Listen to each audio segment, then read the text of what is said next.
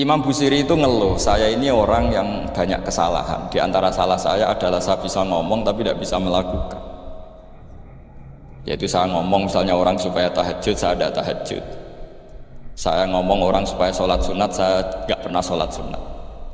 Itu sarahnya itu yang menyarai itu kan Imam Bajuri itu yang sarah Burda. Itu mengkritik begini. Kalau Anda ngendikan itu fi ma'radi dzammin nafsi, yaitu dalam konteks Anda mengkritik diri sendiri oke. Tapi omongan Anda salah. Karena secara usul fikih fatal. Fatalnya begini. Misalnya saya nggak pernah tahajud. Ya mungkin itu nyata. Mungkin itu nyata. Apakah kemudian saya tidak boleh mengatakan at-tahajjudu sunnatun? Apa saya diwajibkan diam hanya karena saya tidak pernah tahajud, terus saya seorang kiai yang haram mengatakan at-tahajjud sunnatun? Assalamualaikum warahmatullahi wabarakatuh. Bismillahirrahmanirrahim. Tabarakalladzi nazzala al-furqana ala 'abdihi liyakuna lil 'alamin nadhir. Allahumma shalli wa sallim ala sayyidina Muhammad wa ala alihi wa sahbihi wa barik wa sallim asma'in. Amma ba'du. Ingkang kula hormati Kiai Haji Abdul Hanan wa ahli baiti, sedanten kanca-kanca santri peminat ilmu tafsir dan ilmu hadis ingkang kula hormati. Berbicara tentang ilmu tafsir, ada beberapa ulama yang menghindari kata tafsir karena makna tafsir itu memaknai atau menduga apa yang dikehendaki Allah. Tentu itu sulit. Satu, bahwa faktanya kita sudah tidak bisa komunikasi dengan Allah karena tidak ada wahyu lagi. Sehingga dari kehati-hatian ini pernah suatu saat Abu Bakar ditanya, ma makna abban fi qaulihi ta'ala wa faqihatan wa abba. Beliau menjawab, saya tidak lagi pantas hidup di atas bumi di bawah naungan langit jika saya mengatakan naqulu fil Quran, jika saya harus berpendapat tentang Quran apa yang tidak saya ketahui. Itu kehati-hatian yang dilakukan Sayyidina Abi Bakrin As-Siddiq. Tapi teori ini berbanding paradok, berbanding ekstrim ketika bahwa Quran itu diturunkan itu sebagai hudan, sebagai petunjuk. Kedua sebagai bayanan, sebagai penjelas. Dan ini yang saya yakini. Kalau sebagai penjelas, Quran itu harus jelas sekali dan bisa menjelaskan. Dan Quran mensifati dirinya wal kitabil mubin, demi kitab yang memberi penjelasan. Sehingga dari sudut ini orang kafir pun mungkin memahami Quran. Dan menurut saya orang kafir pun bisa paham Quran. Kalau Ahok itu melintir Quran, tidak memahami Quran, Pak. Senak harganya itu melintir Quran tapi tidak memahami Quran. Tapi bahwa Quran itu bisa difahami orang kafir itu ya. Logikanya gampang begini, kata Imam Syafi'i dalam kitab Ar-Risalah. Ketika Quran turun, itu pendengarnya itu udah ada yang muslim, belum ada santri Kewagian, nggak ada santri Lirboyo, udah ada santri Seberang. Pendengarnya itu non muslim.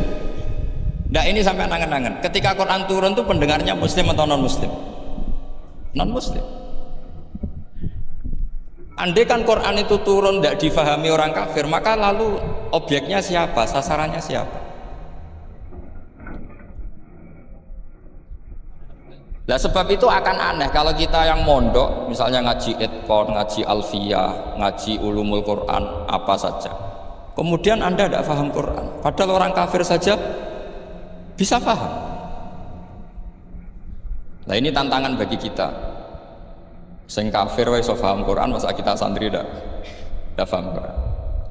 Makanya begini, Di antara awal-awal periode Makkiyah ada surat disebut Qul ya ayyuhal kafirun.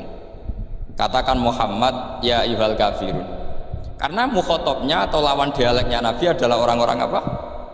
Kafir. Mereka paham ketika dijelaskan Quran, paham. Dan sebagian mereka menjadi mukmin karena paham.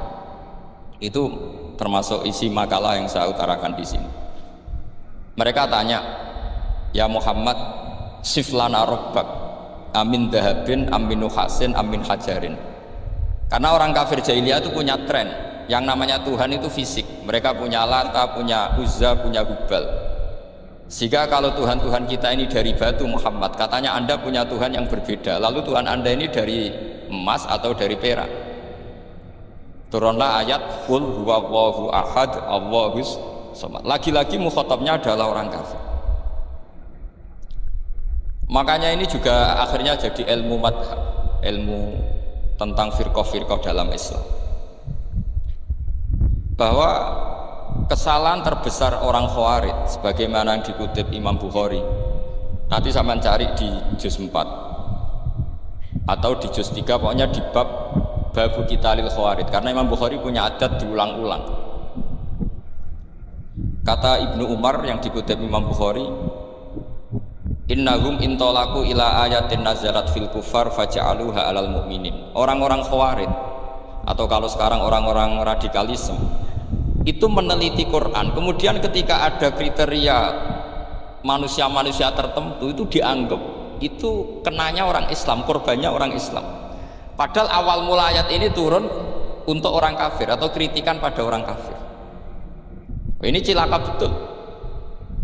Karena logikanya seperti yang dikatakan Imam Syafi'i, ketika Quran turun ini nggak ada orang Islam, yang ada orang kafir. Sehingga mukhatabnya adalah orang kafir.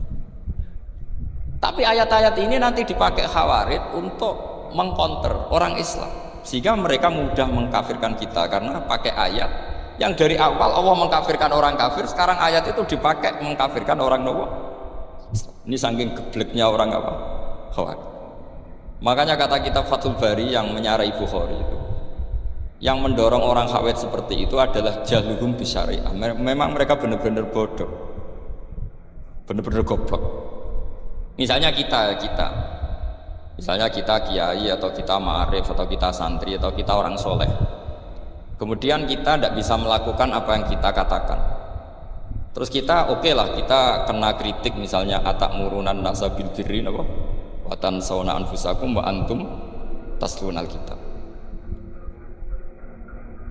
Terus kita katanya bisa ngomong tapi tidak bisa melakukan, terus dikritik dengan ayat itu mestinya tidak tepat. Karena itu asbabun nuzulnya adalah orang-orang Yahudi, karena tahu bahwa sifat Rasulullah itu ada di Taurat, mereka menyuruh keluarganya itu masuk Islam, tapi mereka sendiri tidak mau Islam. Kemudian turunlah ayat atakmurunan nasa bil birri wa tansawna anfusakum wa antum taslunal kitab afala ta'qilun. Sekarang perbandingannya begini, misalnya ada orang Islam, taruh saja Zaid itu maling, ya maling, konsisten dia malingnya sampai tua. Terus menurut Anda Zaid yang muslim ini, muslim, Zaid itu muslim tapi maling, jangan bilang maling tapi muslim, dia itu ya. Kemudian Zaid bilang ke anaknya, "Cung, kowe aja dadi maling, dadi santri sing soleh, sing maling bapak tok." Ndak, ini menurut analisis usul fikih, ngomongnya Zaid itu benar apa salah? Benar kan? Nasihatnya ya benar, ngomongnya juga. Kamu tidak bisa ngeritik Zaid, kamu bisa ngomong tapi tidak bisa melakukan, tidak bisa. Fa innal amra bil ma'ruf wajib, wal qawla bil ma'ruf ya wajib, wal qawla bil haqqi ya wajib. Jadi itu hal yang berbeda. Misalnya fa innal amra bil ma'rufi wajibun, memerintahkan barang baik itu baik. Wa innal qawla bil haqqi ya wajib, mengatakan yang hak itu ya wajib. Berarti Zaid tetap kena khitab. Kamu harus nasihati anak secara benar. Kamu juga harus ngomong hukum secara benar. Lalu ketika Zaid ngomong hukum secara benar, cung ojo maling, maling itu dosa. Cung ojo nerusno profesine bapak maling, maling itu tidak benar. Dia berarti sudah melakukan dua kebenaran, yaitu ngomongnya benar, nasihatnya benar. Dia salah, perilakunya tetap maling. Tapi jangan karena dia maling lalu omongannya nggak salah juga, berarti salahnya malah 3. Makanya ini pentingnya ngaji sama ulama, sama ahli usul fikih. Jadi tidak bisa dicampur adukkan. Zaid gagal dalam perilaku, tapi jangan gagal lagi di nasihat. Nanti kalau dia ada nasihati, maka anaknya terus maling, alasannya niru bapaknya. Karena bapaknya kalau mau nasihati nanti disemprit sama santri-santri. Pak, sama rawlah nasihati anak era sama maling sama dewe. Maling, udah bisa cara usul fikih itu malah yudroku kulluh, la yudroku napa? Kulluh, atau bahasa populernya al-maisur la yasqutu bil ma'sur. Misalnya kita sebagai kiai hanya bisa takrib, hanya bisa jurumiyah. Apa yang muda Fatul Mu'in cek aburde, bulet maknanya bulet. Kamu tidak boleh ngomong gini, Cong. Kowe sebagai muridku kudu nurut aku. Nak gurumu goblok dok takrib, kowe dok takrib wae. Gak oleh ngelangkai guru, gak sopan gitu misalnya. Gak boleh gitu. Tetap kita ngomong, Cong. Kowe aja koyo aku. Kowe kudu alim Fatul Mu'in, alim Fatul Wahab. Sama tidak bisa protes. Guru sendiri tidak bisa. Kebenaran tetap sebagai kebenaran meskipun kita tidak kuat melakukan atau tidak bisa. Lagi-lagi ayat itu sebenarnya ada untuk kita, untuk orang Yahudi, ta'murunan nasa bil birri wa tansawna anfusakum wa antum taslunal kitab. Sebab itu istidlal dengan Quran itu memang resikonya tinggi kalau tidak bagi mutabakhir, karena ya itu tadi, ini harus ada pengetahuan yang luas tentang asbabun nuzul, tentang kriteria. Nah, kalau terpaksa, saya katakan terpaksa, kalau terpaksa kita itibar itu boleh, tapi itu terpaksa. Bahwa Allah mengkritik orang yang bisa ngomong tapi tidak bisa melakukan. Tapi itu secara usul fikih itu runyam. Teori ini runyam sekali, fatal. Sama lihat tuh di kitab Bajuri atau di kitab-kitab fikih yang lain. Ketika Shahibil Burdah atau Shahibil Burdah itu yang Imam Busiri itu Muhammad bin Busiri. Niku salah nama tapi kadung populer. Jadi, sebetulnya Imam Busiri itu Shahibil Burdah, bukan Shahibil Burdah, tapi kadung terkenal Burdah, kita ikut-ikutan apa? Burdah. Imam Busiri itu ngeluh, saya ini orang yang banyak kesalahan. Di antara salah saya adalah saya bisa ngomong tapi tidak bisa melakukan. Yaitu saya ngomong misalnya orang supaya tahajud, saya ada tahajud. Saya ngomong orang supaya sholat sunat, saya nggak pernah sholat sunat. Itu sarahnya itu yang menyarai itu kan Imam Bajuri itu yang sarah Burdah. Itu mengkritik begini. Kalau Anda ngendikan itu fi ma'radi dzammin nafsi, yaitu dalam konteks Anda mengkritik diri sendiri oke. Tapi omongan Anda salah. Karena secara usul fikih fatal. Fatalnya begini. Misalnya saya nggak pernah tahajud. Ya mungkin itu nyata. Mungkin itu nyata. Apakah kemudian saya tidak boleh mengatakan at-tahajjudu sunnatun? Apa saya diwajibkan diam hanya karena saya tidak pernah tahajud, terus saya seorang kiai yang haram mengatakan at-tahajjud sunnatun? Saya harus tetap mengatakan kalau tahajud itu sunnah. Saya kalau punya santri terus saya bilang, Cong, pas nganggur ya tahajud itu sunat. Karena mengatakan kebaikan pasti bagian dari kebaikan itu sendiri. Makanya kata Imam Bajuri, fakaifa yakunul amru bil ma'rufi mazmuman. Bagaimana mungkin sesuatu yang jelas baik karena memerintahkan kebaikan mazmuman menjadi sesuatu yang tercela hanya karena mengatakan tidak melakukan. Innal fi'la ya amrun wal hukmu ya amrun akhar. Itu beda. Jangan karena Anda tidak minum teh karena diabetes, terus Anda kalau ada tamu tidak disuguhi teh. Karena saya sendiri tidak minum teh. Wah ya repot kalau gitu. Nah itu lagi-lagi tadi orang Khawarij salah ketika mengartikan ayat yang harusnya objek kritiknya itu orang kafir, kemudian karena Quran lama sekali dibaca orang Islam sampai orang itu lupa kalau Quran awalnya turun diantaranya adalah membenahi akidahnya orang kafir, sehingga korbannya orang Islam. Itu mirip seperti cerita kita ya. Santri-santri itu kalau punya musuh itu baca Hizib Nasr. Dulu pengarang Hizib Nasr itu musuhnya orang fasik, sehingga dihizib. Santri ora duwe musuh wong fasik, duwene kancane dhewe, akhirnya kancane yang kena hizib. Nah ini penting saya aturkan ya, sama seperti itu. Lama sekali Quran itu hanya dibaca orang Islam dan komunitasnya Muslim, sehingga seakan-akan semua kritikan Quran itu pada orang apa? Islam. Padahal jelas Quran ada kul ya ayyuhal kafir. Jelas mukhatabnya orang kafir. Sabda kata lakum dinukum waliyadin. Nah ini penting kalau aturakan. Makanya kalau melihat itu, Quran jelas bisa difahami orang kafir. Bahkan banyak orang kafir yang menjadi muslim karena faham maknanya apa? Faham maknanya Quran. Itu jelas sekali. Itu masyhur sekali dialeknya Nabi dengan Walid bin Mughirah, dengan Utbah, dengan banyak sekali, termasuk dengan Abu Jahal, dengan Abu Lahab. Bahkan orang-orang kafir Quraisy itu menyewa namanya Musailamah Al-Kadzab. Kalau di sini umumnya baca Musailamah apa Musailimah? Trennya di sini pakai fathah ya. Itu entah ya, nggak tahu saya yang masalah yang mana itu kan, karena memang kalau dalam ilmu riwayat itu sekali salah baca itu kasus betul, kayak Sa'id bin Musayyab atau Sa'id bin Musayyib itu ketika beliau sugeng itu kalau dipanggil Sa'id bin Musayyab itu marah besar, karena maknanya Sa'id al-Musayyab itu yang ditawan. Makanya beliau bilang sayyabatni Irak wa anal Musayyib. Orang Irak mengatakan saya ini ditawan, sebenarnya saya yang menawan mereka. Tapi al-masyhur itu dibaca Sa'id bin Musayyab, padahal dia tidak mau dipanggil Sa'id bin Musayyab, Sa'id bin Musayyab.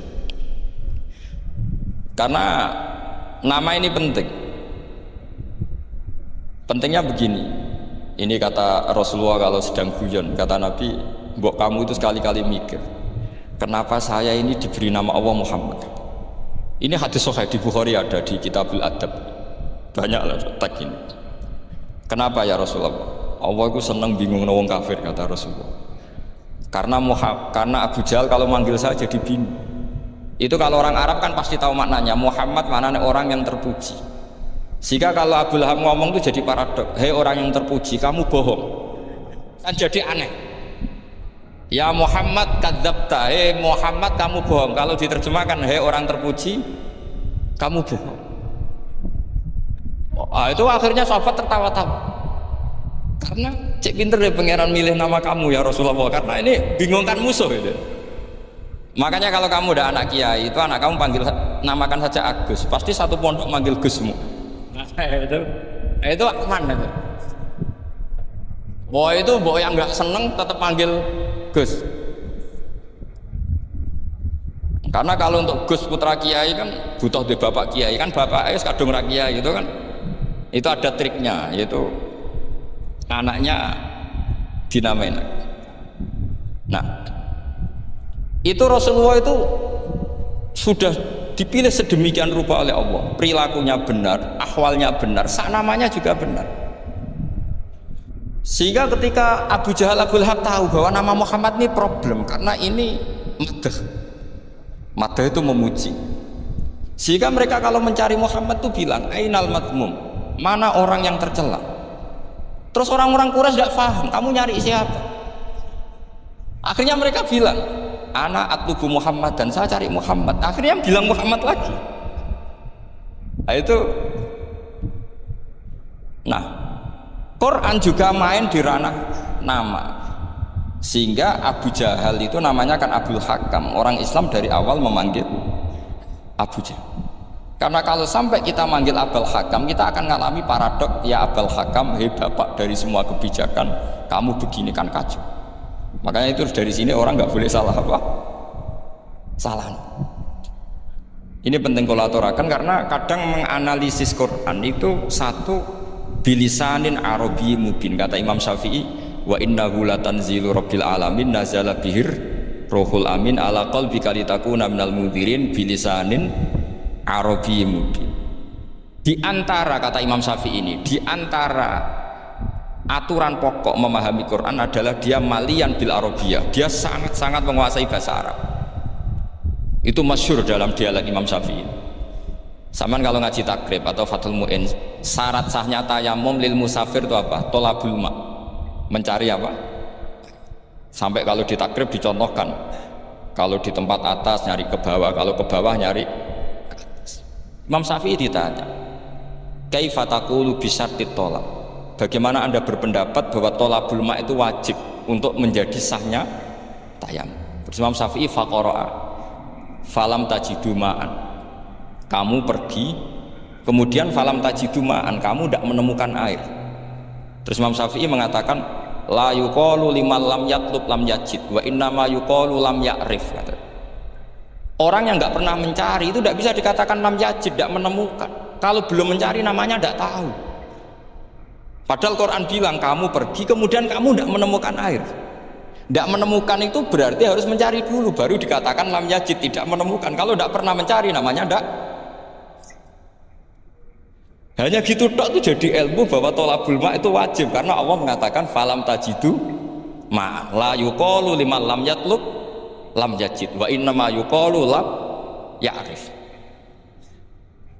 Orang dikatakan tidak menemukan berarti setelah mencari kemudian kesimpulannya tidak menemukan. Kalau belum mencari namanya apa? Tidak tahu. Nah, dari sini Imam Syafi'i istidlal wajib tolabul, ini namanya malian bil arabiyah, dia menguasai bahasa Arab. Begitu juga ulama-ulama sufi. Itu ada cerita Aba Yazid Al-Bustami, itu ada muridnya baca ayat wasiqal ladzina taqaw rabbahum ilal jannati zumara. Orang-orang takwa itu digiring menuju surga. Itu dia nangis. Muridnya kaget, ini guru saya tidak benar, ini ada cerita surga tapi dia malah nangis karena ayatnya itu digiring. Terus kata Abu Yazid, mereka itu di mana saja, masa ke surga dia butuh digiring? Ke surga itu kan nikmat, ngapain butuh digiring? Saya tidak mau, kata dia. Abu Yazid itu gak mau digiring ke surga juga. Muridnya kan tambah kaget, memangnya mau neraka kan gitu pikirannya itu. Ternyata beliau jawabnya sederhana, saya pas itu sudah dekat sama Allah sehingga tidak perlu digiring.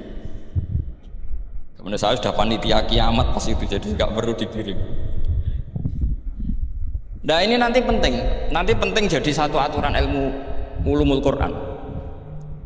Saya di rumah itu istiqomah ngajar Qawaidul Asasiyahnya Said Muhammad yang dulu ditulis abahnya Zubdatul Itqan oleh Said Alawi. Kemudian Zubdatul Itqan itu tentu dari kitab Itqan.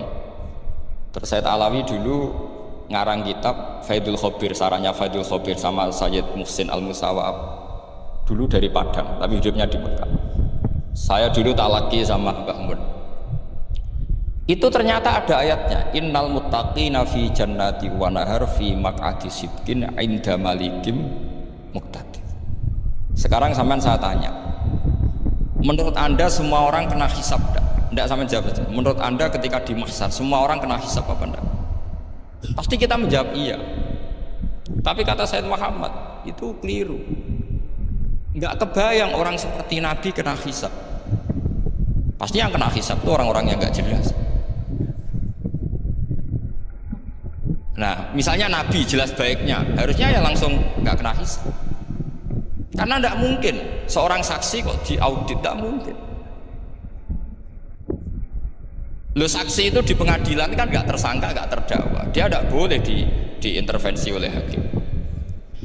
Nah, Rasulullah ketika kiamat, ketika fil mahsyar, fi faslil qada itu jelas, fa kaifa idza jina min kulli ummatin bi syahidi wa jina bika ala haula'i syahida. Rasulullah sudah dekat Allah, pas mahsyar itu ada Allah, ada Rasulullah, ada Jibril. Kemudian Nabi itu mengidentifikasi. Ditanya sama Allah, bener mat ini umatmu? Ya, niki umatmu ya. Kalau yang nggak jelas ya Nabi lama jawabnya. Makanya kamu jangan jadi orang nggak jelas. Nah, itu kalau sekali nggak jelas itu Nabi lama sekali jawab.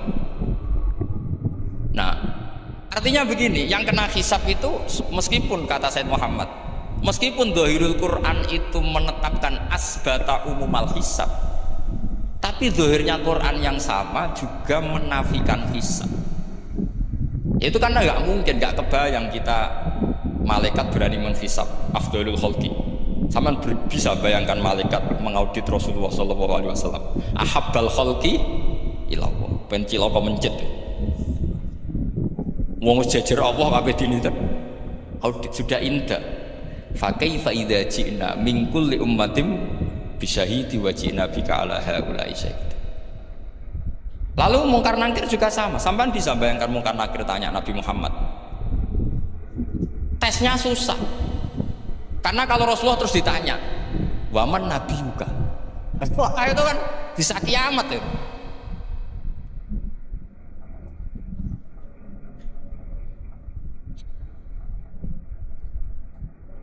Paham ya? Makanya kata Sayyid Muhammad, ini kan teman-teman tanya, biar caranya alim tafsirnya saja, sarannya satu hafal Quran, dua hafal Sahih Muslim, tiga semua orang sudah mati, tinggal kamu yang alim. Oh itu mesti aman. Ya. Nah kalau sampean tanya saya, apa buktinya Gus kalau orang tertentu tidak kena hisab? Ya buktinya tadi misalnya innalladzina qalu rabbuna Allahu tsummas taqamu tatanazzalu alaihimul malaikatu alla takhafu wala tahzanu wa abshiru. Mungkar nakir adalah malaikat penakut membawa ketakutan. Sementara para wali ini jelas malaikat kena konstitusi, malaikat harus mengatakan ke para wali alla takhafu wala tahzanu. Padahal Nabi tentu sayyidul awli. Para wali saja malaikat kena aturan kamu harus bilang alla takhafu wala tahzanu wa abshiru. Hei para wali, kamu jangan susah, jangan gentar, kamu harus gembira. Kamu bisa bayangkan misalnya mungkar nakir bawa bodoh atau orang harus dipukul ajul sak walang-walang. Kemudian kamu bayangkan si Abdul Qadir ngalami itu, Abdul Hasan Asadali ngalami itu, Abu Yazid Al-Bustami. Kalau itu ngalami gitu semua, ngapain kita jadikan mursyid? Kan sama nasibnya dengan kita. Nah, Zahirul Quran mengatakan sebatal hisab. Tapi Zahirul Quran di ayat yang lain lam yusbit al hisab. Makanya tadi umumul Quran juga ditaksis dengan muqayyid. Yang mutlak ditaksis dengan yang muqayyad. Yang mujmal ya sama seperti itu, aturannya seperti itu, ditafsir sama yang mufassal. Sama orang kafir yang jelas, sampean bisa bayangkan malaikat ngaudit Fir'aun. Cek kurang penggawean. Jelas eleke kok di audit. Misalnya Abu Lahab di audit, oh malaikatnya celaka mencit. Berarti dia gak percaya sama pernyataan Tuhan tabat yada Abi Lahab. Malaikat kok ngaudit Abu Lahab. Mungkin Gusti kula cek. Nak menawi wonten api. Lho ki ora tau ngaji Quran tapi wong ayate tabat yada kok cek di cek. Nah, yang seperti ini masuknya kategori ulaikal ladzina satruse, mereka yang kafir bi ayati rabbihim wa liqaihi fahabitos maluhum fala nuqimu lahum yaumal qiyamati was. Jadi ada orang-orang kafir yang jelas kena aturan fala nuqimu lahum yaumal qiyamati was. Yang jelas kafirnya ya gak kena hisab, yang jelas nabinya jelas wasnya juga gak kena hisab. Yang kena kita di tengah-tengah. Tapi ilmu itu ikut mainstream karena semua orang bilang ada hisab ya kita ikut-ikut bilang ya sudah gitu saja. Tapi kalau aslinya ya rapati percaya. Umumnya uang gerono mati ditalkin ya kita melok-melokan nalkin. Tapi kalau kadang ya gak kebayang. Piye nak wali-wali ditalkin. Makanya ada di dunia wali itu ada cerita Rabi'ah Adawiyah itu termasuk keramat beliau itu. Kali Imam Sibawi kan dalam cerita wali kan ditanya marrobuka. Ngapunten niku man mausul napa istifham. Wah itu malaikatnya tidak pernah khataman alfiyah kan, repot. Kalau Rabi Adawiyah lebih parah lagi, beliau tuh nangis sekeras-kerasnya, nangis terisak-isak, dia tersiksa. Ya Allah, engkau itu zat yang paling saya kenali dan harusnya semua makhluk itu kenal engkau. Tapi ini hamba engkau tanya engkau itu siapa? Itu kan ini orang kata gitu. Karena Allah itu adharud dhahir, kata sampai Imam Sibawi silakan a'raful ma'arif. Jadi wong ora Allah wis geblek tenan dari Imam Sibawi. Imam Sibawi kan atas nama dia pakar nahwu pertama mengatakan dhamir paling makrifat di antara 6 isim makrifat paling makrifat itu dhamir. Tapi meskipun gitu a'raful ma'arif Allah. Yang paling makrifat dari sekian isim makrifat itu Allah. Artinya satu nama yang orang harus kenal semua. Makanya di antara keramat beliau ketika ditanya, wong kok ora tau ngaji fikih men ngaji nahwu wae. Gak tahu dia ngaji carane sesuci, carane iddah, tuh gak tahu ngaji nahwu. Terus dia tanya, bima fa'ala rabbuka. Lalu Allah memperlakukan kamu gimana? Terus kata Imam Subabeh, ghafaroli, Allah mengampuni saya karena saya orang yang mengatakan Allahu a'raful. Ini penting kalau aturakan. Jadi makanya kalau sampean tanya caranya ilmu alim gimana, ya satu tadi, kalau sampean masih banyak orang hidup, syaratnya kamu harus hafal Quran, hafal hadis, hafal sekian ribu hadis, hafal sekian ulumul Quran. Itu kalau masih banyak orang hidup. Kalau sudah kamu sendiri hidup, ya sudah, pokoknya isokol ya salim sendiri, kan nggak ada saingannya. Makanya kata Said Muhammad, beliau mengatakan, kita meyakini umum al-hisab ya berdasar zahiril Quran, kita menafikan umum al-hisab bahwa hisab hanya yahtassul liqaumin duna qaumin juga berdasar zahiril. Kita percaya semua mayat ditanya mungkar nangkir ya berdasar zahiril ahadis. Kita tidak mengumumkan teks ini juga berdasar zahiril ahadis. Karena malaikat mungkar nakir juga malaikat, berarti dia kena aturan kalau ketemu para wali Allah takhafu wala. Faham sih kalau maksud? Ini penting kalau aturakan. Jadi makanya aspek ya. Sampean bisa memulai kalau ingin jadi orang alim tafsir, bisa mulai dari yang mudah saja, yang fikih saja. Makanya kata Imam Ghazali, kenapa Mu'tazilah jadi segoblok itu? Karena dia tertipu oleh umumatul Quran, oleh teks-teks umum. Dia tidak tahu mukhassisnya. Padahal setiap ayat umum itu pasti ada mukhassis. Misalnya begini ya, kalau kamu maknanya fikih saja, contoh yang paling mudah familiar itu fikih ya. Misalnya kita ngaji Quran, wal mutallaqatu yatarabbasna bi anfusihinna salasata quru. Kalau orang dicerai, itu iddahnya itu 3 kali masa nopo suci. Apakah aturan iddah seperti ini hal hadhil iddah amatun likulli mutallaqatin am li mutallaqatin makhsusah? Apa ini semua mutallaqah iddahnya pasti salah satu quru, apa orang tertentu? Ya enggak, asal dia mutallaqah pasti iddahnya salah satu quru. Anda goblok, Anda salah besar. Kalau misalnya yang dicerai adalah orang hamil, iddahnya apa? Salah satu quru apa watil hamli? Watil hamli. Kita butuh ayat lain, wa ulatul ahmali ajaluhunna ayyadun hamlan. Sama seperti kita ngaji, walladzina tawaffawna minkum wa yadharuna azwajan yatarabbasna bi anfusina arba'ata asyhurin wa asyra. Asal wanita ditinggal mati suaminya, maka iddahnya 4 bulan 10. Apa semuanya demikian? Enggak. Misalnya orang hamil iddahnya biwatil. Artinya kalau Anda tertipu umumatil Quran, berarti Anda sama dengan menghukumi orang ditolak semua iddahnya salah satu. Sama misalnya orang sekarang dalil-dalil wa may yatawallahum minkum fa innahu minhum. Kalau berkawan orang kafir, maka dia menjadi kafir. Itu kan fatal. Semua nabi berkawan orang kafir. Karena dakwahnya memang sama orang kafir. Loh coba, andai kan sampean hafal Quran, itu sama teori itu tuh mungkin menyedihkan. Coba istilahnya Quran, wazkur akho'a wa ila adin akhawum huda wa ila samuda akhawum. Terus semua umatnya yang kafir disebut akhawum. Akhaw itu artinya apa? Saudara. Mereka yang berkawan sama orang kafir. Makanya butuh analisis fikih untuk maknani wa may yatawallahu minkum fa innahu.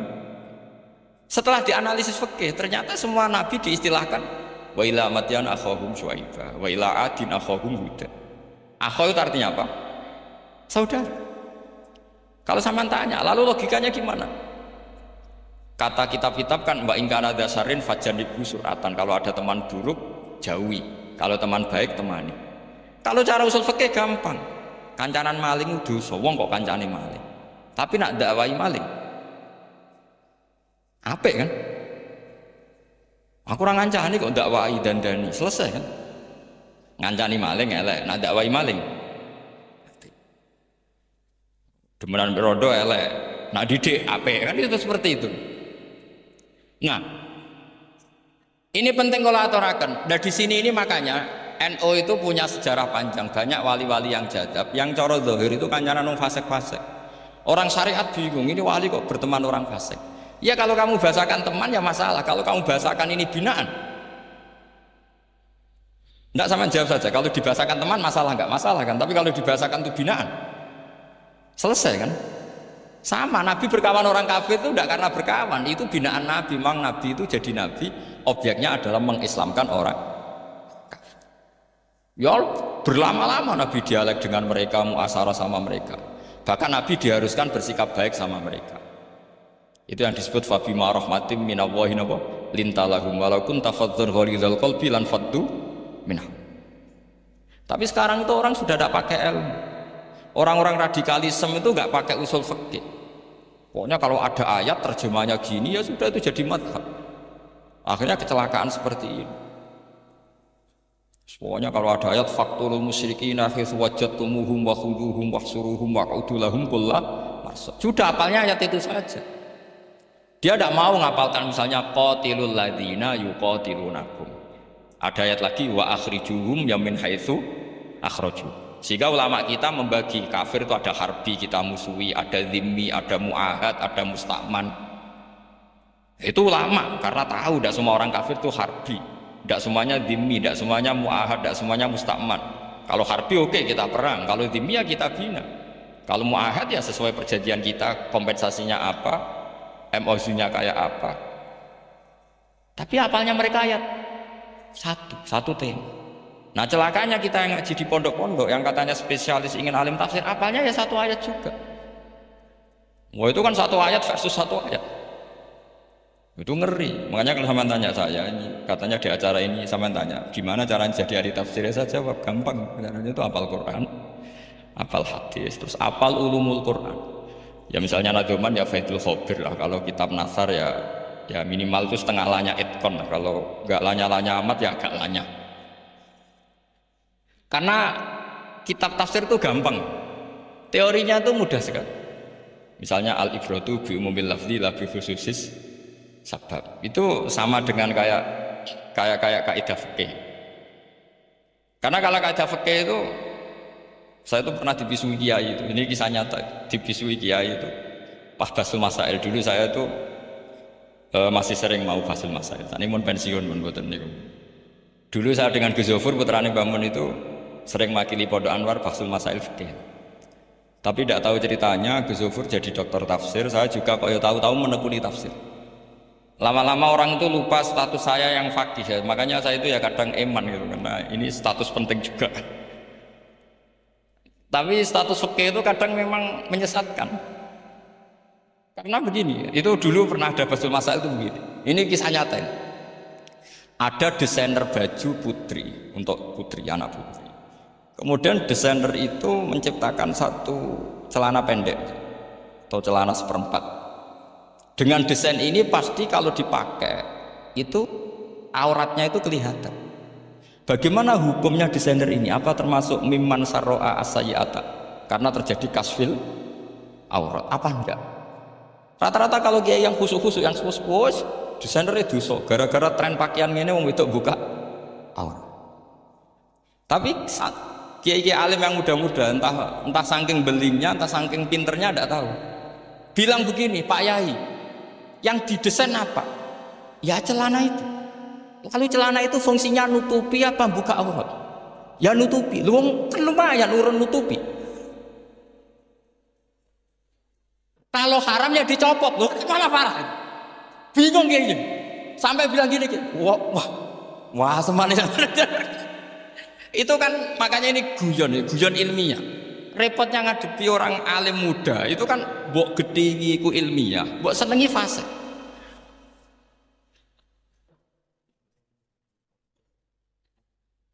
Ketika kiai yang khusyuk tadi tak cana, kalau desainer katok seperapat,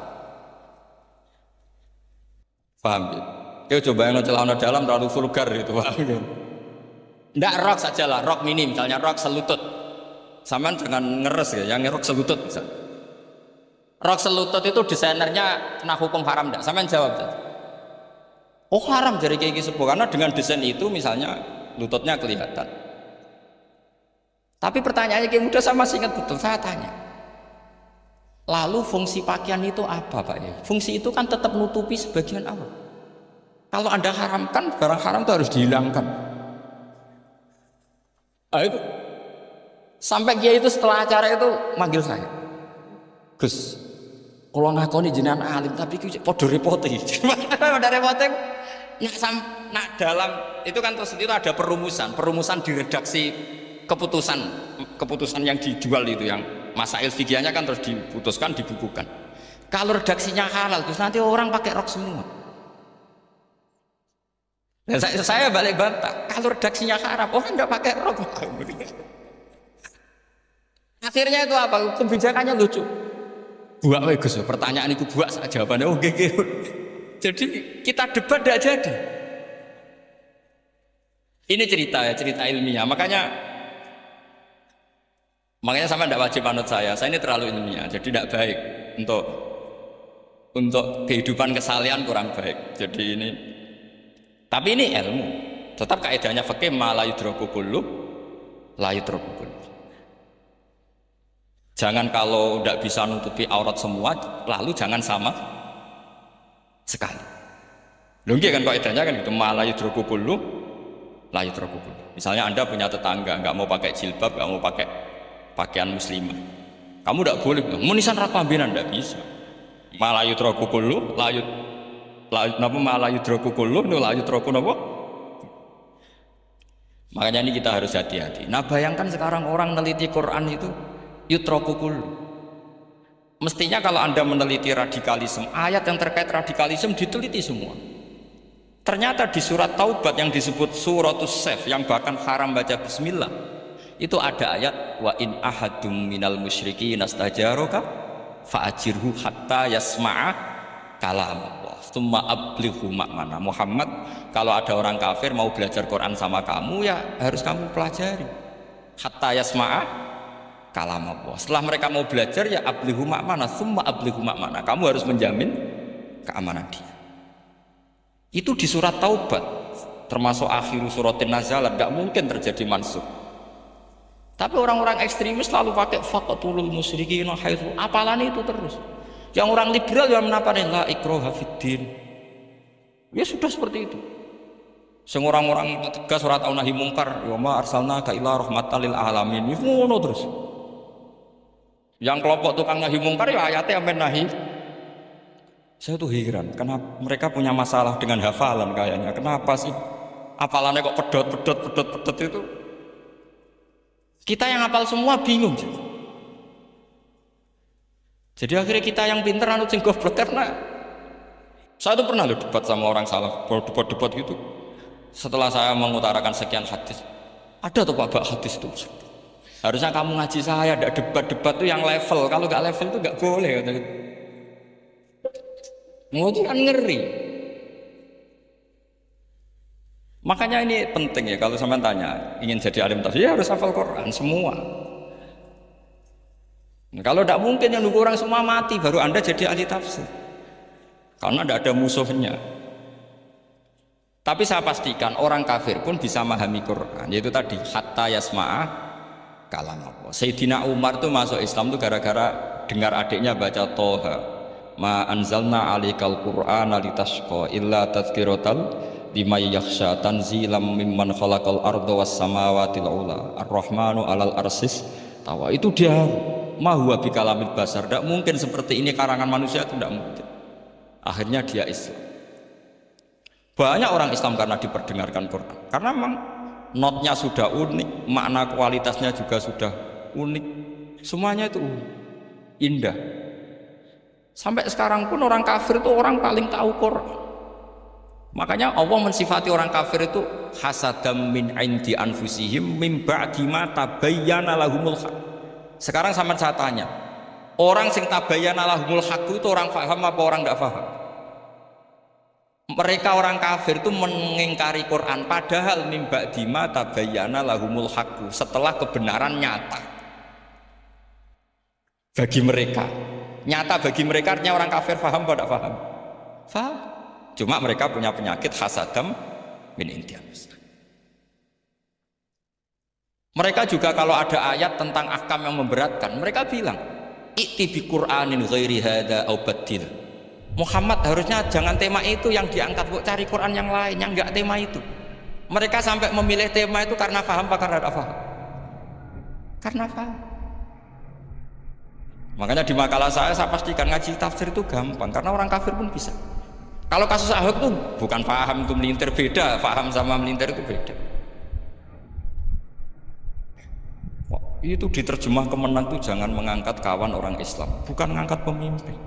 Ya kayaknya kalau ngangkat teman saja tidak boleh, apalagi ngangkat pemimpin. Fatal mana berteman sama orang salah sama ngangkat.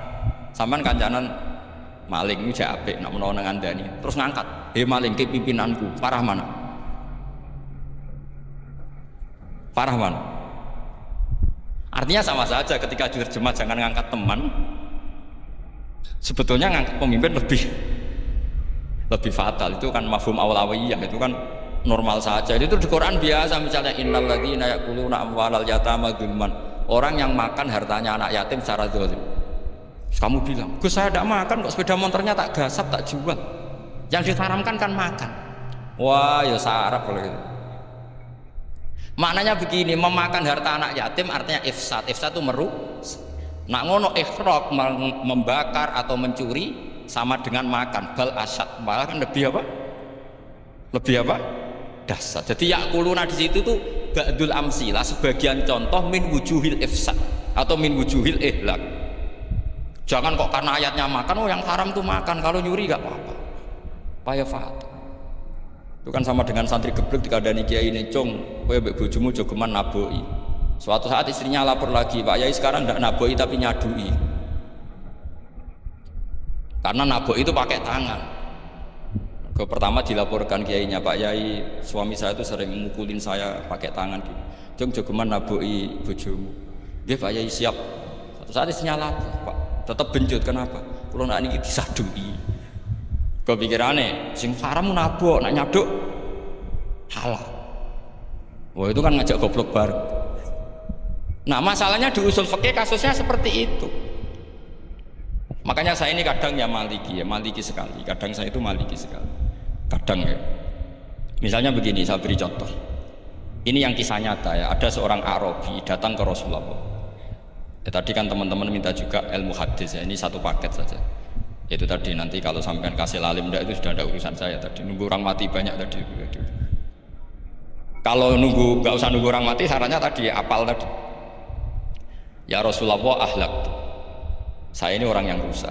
Wa ma ahlakaka, lalu yang bikin rusak kamu apa? Qol waqatu imroati fi nahari Ramadan. Saya menjima istri saya ketika masih siang. Fi nahari Ramadan, siang Ramadan. Walhasil Nabi tidak menyuruh hanya qadha, tapi menyuruh kafaroh. Kafarohnya itu merdekakan budak atau memberi makan 60 orang miskin atau puasa berapa? Puasa 60 hari. Atau urut merdekakan budak atau puasa 60 hari atau memberi makan sitina miskin. Oke, kita sepakat. Sepakat ya, hadis itu sahih dan diulang-ulang oleh ashabus sunan. Oke, riwayatnya nggak masalah. Sekarang kita analisis maknanya. Sekarang sampean saya tanya. Kalau Anda misalnya sekarang jam berapa ini? Misalnya sekarang jam 9 kurang seperempat Ramadan. Terus Anda rokok atau Anda ngopi, kepengen ngopi terus ngopi tanpa udzrin syar'iyyin. Anda hanya wajib qadha apa bayar kafarah? Tidak sampean jawab. Rata-rata kiai kita, oh mau wajib qadha karena gak jima. Sing seru kafarah itu nak jima. Kan ngombe kopi be jima beda. Pertanyaannya tuh lucu, ini naif secara fikih masalah. Masalahnya begini. Jima bojo itu tidak zina. Jima bojo itu zina apa enggak? Enggak. Berarti dengan makan bedanya apa? Sama kan? Sama-sama amrun mubah. Sesuatu yang boleh. Kenapa hukumannya berat? Makanya kata Imam Malik, ndak itu nilainya. Nilainya adalah hadku hurmati Ramadan bi ghairi udzrin syar'iyyin. Makanya kata Imam Malik, siapapun yang makan fina hari Ramadan, iftar apapun fina hari Ramadan bi ghairi udzrin syar'iyyin, maka hukumnya sama dengan jima fina hari Ramadan. Karena sama-sama ihlak ifsad hurmata Ramadan bi ghairi udzrin syar'iyyin. Loh, enggak, ini ilmiah. Kamu udah harus cocok, tapi otak kamu harus percaya. Loh iya kan, beda kan. Saya secara nafsu udah cocok, cek berarti. Tapi ilmiah saya setuju. Kalau Kiai Kandani itu kan pasti pakai badul amsilah, kan nggak mungkin semua contoh disebut. Cong kena melaku jogeman delok wedok iku mari setan. Mboten delok, Mbah, nyekel. Lho malah parah to. Ndak bisa. Makanya ini masalahnya lafaz. Ini kembali ke Imam Syafi'i, bilisanin arabiyyim. Ketika seorang kiai bilang cung jogeman delok cawe itu adalah mengungkapkan al-muharramat, bukan mentaksis yang haram itu hanya melihat. Saya ulang lagi ya, ketika seorang kiai bilang cung jogeman delok wedok sing haram, itu semangatnya adalah melawan keharaman, bukan mentaksis yang haram hanya itu di Quran normal semua, di semua lugat ya biasa. Itu kan sama seperti misalnya seorang mbah ngasih uang cucunya, cung tak kayak duit 100.000, cung gue tuku es, terus gue mendingan nah ragu tuku es haram iki kan ngongkone tuku es, lah kepen putumu mati kan nyeben 100.000 gue tuku es. Ya mulai dulu istilahnya nambahnya ke ibu tuh cung 100.000 gue tuku es, cara wong kuno. Maksudnya gue pokoknya umumnya cak cilik senane es menyebut. Ya sudah seperti itu. Sama seperti Quran menghentikan begini. Ini memang salate yang fikih dulu, yang pokok-pokok. Di antara yang enggak boleh dikawin adalah wa antasma'u bainal ukhtaini illa ma qad. Kamu enggak boleh menikahi Sri dan Zainab, kakak beradik. Sudah sepakat nggih? Fi nikahin wahid enggak boleh al jam'u bainal ukhtain. Jadi mbaknya kamu kawin, adiknya kamu kawin fi nikahin wahid. Tapi nak ngeduni boleh, berarti kan dengan waktu yang berbeda. Quran hanya menyebut itu. Kemudian Rasulullah zaman Sugeng itu hanya nambahi wala binal mar'ati wa ammatiha wala binal mar'ati wa kholatiha, juga agak boleh menikahi ponaan plus buliknya, baik bulik dari bapak yaitu ammah maupun bulik dari ibu, disebut apa? Kholah. Kemudian ulama fikih merasa ada yang kurang, ditambahi lagi. Dua perempuan yang andekan yang satu itu lelaki kok haram nikah, berarti haram jam'u fi nikahin wahid. Misalnya cucu rabibahnya boleh enggak? Enggak boleh kan? Berarti kalau sampai mengumpulkan cucu dan bahnya fi nikahin wahid juga ada. Ya. Tapi orang yang waras itu tidak akan nyalahkan Quran ketika tidak lengkap. Wa antasma'u bainal ukhtain ila ma qad sal, ini tidak lengkap. Yang haram kan tidak hanya jam'u bainal ukhtain, termasuk mengumpulkan cucu dan banyak, karena Quran nggak mau dengan logika tidak waras itu, tidak mau. Taruh saja orang itu rata-rata mbahnya kan umur 70 tahun, cucunya umur 17 tahun, kebayang nggak kamu nikahi sehingga adik kan boleh bareng, mesti kamu milih bareng. Makanya Quran hanya bakas wa antas mau final ukhtain, karena yang mungkin masih menggugah selera itu dua. Tapi kalau cucu sama mbahnya itu, kalau ada yang masih selera kan ya sarap terus. Tapi fikih sebagai kaidah tetap menerangkan termasuk yang haram jam'u adalah bainal mar'ati wajad dati. Paham sebelum masuk? Artinya ketika menyebut itu tidak jaminan merangkum semua hukum, tapi ba'dul amsilah. Fa'innal akila yaktafiya bi isyaratil ba'di, karena orang kalau punya akal diisyaroi sebagian sudah. Ini penting kalau aturakan. Jadi ini penting. Nah bayangkan sekarang banyak gerakan-gerakan ahli Quran katanya tuh, tapi nggak memahami ilmu usul fikih. Qur'ane ra ono ya wis. Nang Quran ra ono cerita harame asu, nak ngono asu ya halal. Ora ono Qur'ane. Sing ra ono iku tekem ora Qur'an, iku aneh-aneh kowe.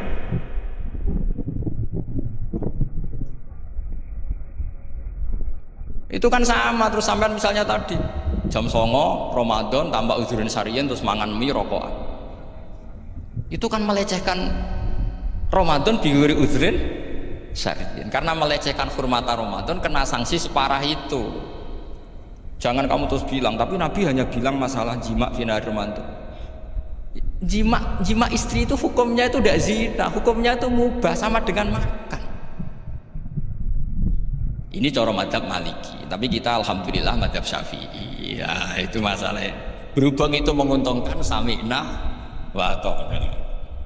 Nah itu, tapi saya sendiri dalam konteks ini, saya itu ya sangat-sangat Syafi'iyah, sangat-sangat Syafi'iyah. Dalam banyak hal sangat-sangat Syafi'iyah. Tapi dalam banyak hal kadang-kadang saya ya Maliki.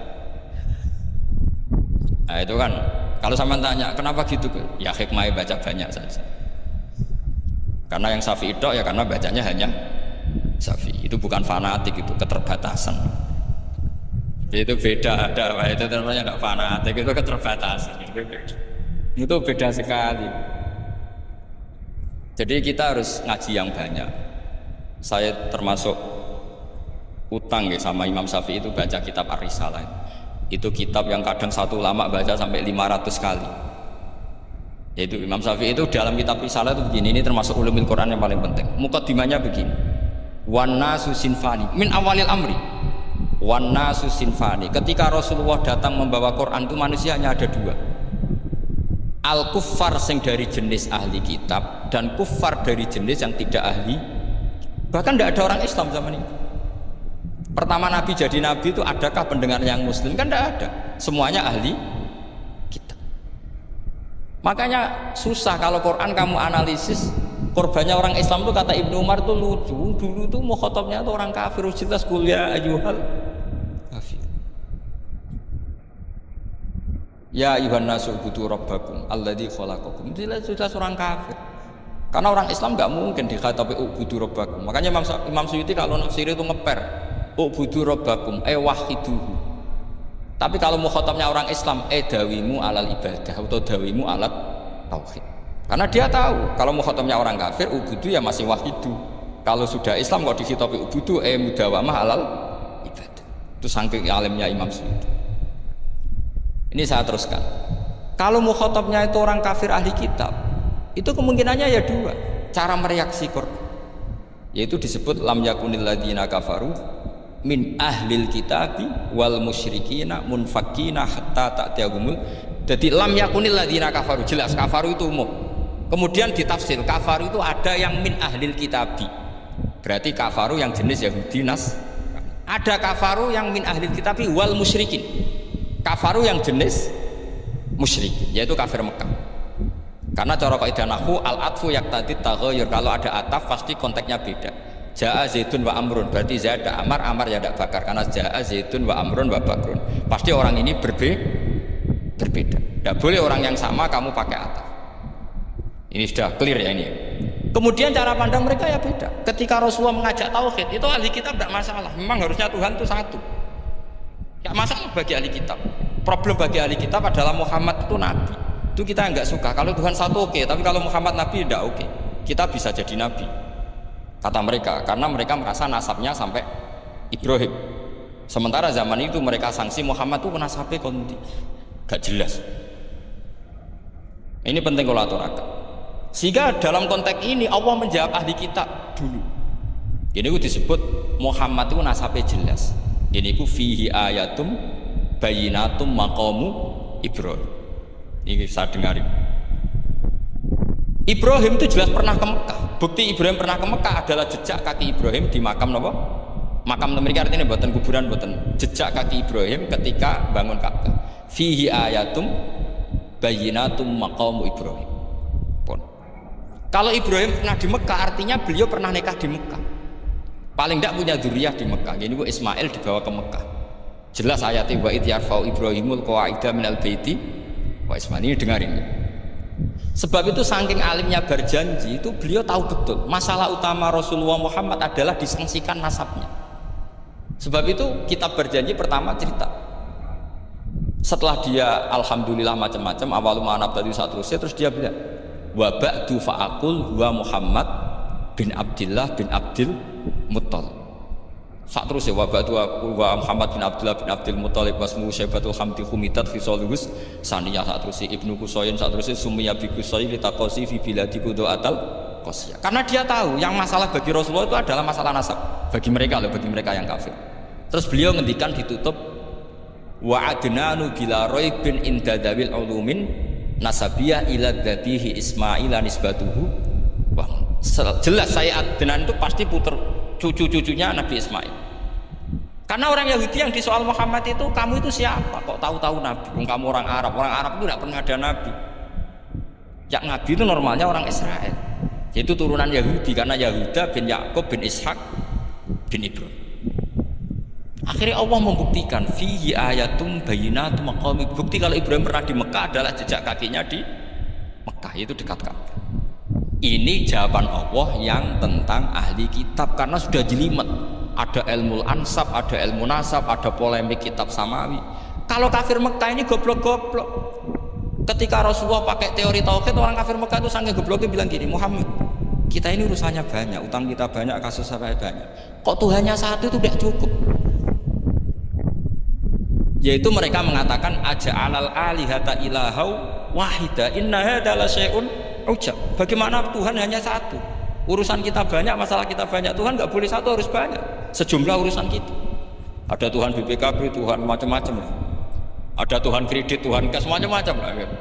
Sesuai sebanyak urusan kita. Mereka tanya aja'alal alihata ilahau wahida. Masa Tuhan satu? Inna hadza la syai'un ujab. Ini aneh. Tapi Rasulullah dengan sabarnya, kalau yang seperti ini Allah menjelaskannya beda dengan yang pertama. Karena tadi orang kafir itu bisa min ahlil kitab, bisa wal musyrikin. Lam yakunil ladzina kafaru min ahlil kitab. Ada yang wal musyrikin. Semuanya ini tidak pernah munfakina hatta ta'tiyahumul bayyinah. Mereka tidak pernah tercerabut dari pikiran mereka, dari mainstream mereka, sampai ada bayyinah. Bayyinah itu kejelasan kebenaran atau benar yang begitu jelas. Itu siapa? Rasulun minallah yatslu suhufam mutahhar. Akhirnya Nabi sabar. Saking sabarnya Nabi itu ngomong gini, ya di khalayak umum, mukhatamnya ya kafir semua. Hei saudara-saudara kami suku Quraisy, kita ini sebangsa. Nabi tanya, Muhammad, ajaran kami itu benar karena kami itu orang yang kita percaya. Tapi kali ini Anda aneh karena ngajak satu Tuhan. Itu tidak mungkin, urusan kita banyak, satu Tuhan enggak, Tuhan harus banyak. Kita punya 3 aja kurang banyak, kan banyak punya Lata, Uzza, Hubal. Rasulullah dengan sabarnya ngendikan gini, hei kaumku, kalau kamu jadi pembantu, jadi buruh, senang mana punya majikan banyak sama majikan satu. Kalau majikannya banyak, itu perintahnya beda-beda, seleranya semua harus kamu lakoni, semua harus kamu taklui karena kamu harus nurut. Wah ya repot mat kalau di majikan banyak, ngerepoti mesti. Rasulullah tinggal nimpali, Tuhan kamu itu majikan kamu. Kalau Tuhannya banyak, perintahnya ya banyak, seleranya beda-beda.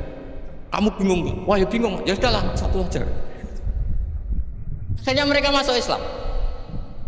Nah itu disebut Nabi itu fatona, punya kecerdasan artikulatif. Kalau menjelaskan itu masuk akal.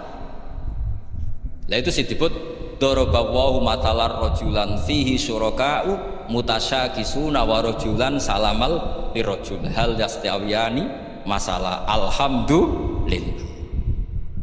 Nah ini penting. Allah membuat satu perumpamaan bagaimana ada satu pembantu yang punya majikan banyak, yang berbeda-beda seleranya, berbeda-beda perintahnya. Dengan kalau hanya satu majikan, apakah sama? Mereka jawab tidak sama. Enak punya satu majikan. Begitulah Tuhan kamu, harusnya satu. Jadi artinya gini, kalau kamu ngaji ulumul Quran, kamu harus tahu ini khitab ke kafir. Kafir yang mana? Ahli kitab atau kafir yang musyrik? Nah, sekarang tidak tahu lagi, pokoknya kafir. Makanya kalau orang debat mereka itu tidak goblok. Makanya sama tidak usah ketularan goblok, sing pun sing goblok ora usah ditambahi pun kathah dan ini pun ini. Ya karena kita ngaji jelas Qur'annya kan lam yakunil ladzina kafaru itu masih ada min lil bayaniyah atau min li bayanil jinsi. Kafaru itu sopo? Siji min ahli kitab, 2 kafaru sing wal musyrik. Dua-duanya tidak pernah munfakina hatta ta'tiyahumul bayyinah. Mereka tidak akan tercerabut dari pikirannya sehingga ada bayyinah. Bayyinah itu siapa? Rasulun minallah yatslu sufam. Nah, ketika Nabi menjelaskan asal usul nasabnya bahwa Sayyid Adnan itu ila Ismail jelas putra Nabi Ibrahim, mereka terus baru iman karena ada fihi ayatum bayyinatum maqamun apa Ibrahim. Ya jadi saya kira demikian, nanti kan akhirnya jam itu